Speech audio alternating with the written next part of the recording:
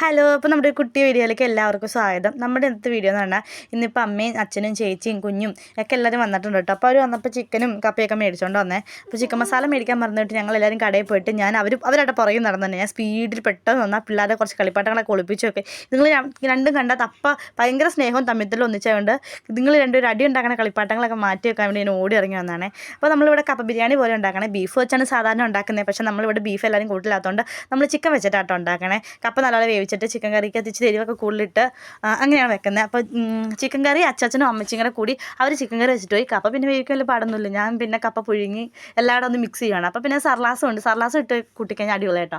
അപ്പോൾ ഞാൻ സർലാസം ഉണ്ടാക്കാനുള്ള പരിപാടി നമ്മളിവിടെ ഇടയ്ക്ക് കറണ്ട് പോയായിരുന്നു. അവിടെ ഉണ്ടാക്കുന്ന സമയത്ത് വീഡിയോ ഒന്നും എടുക്കാൻ പറ്റില്ല, തന്നെ കറണ്ടില്ലായിരുന്നു.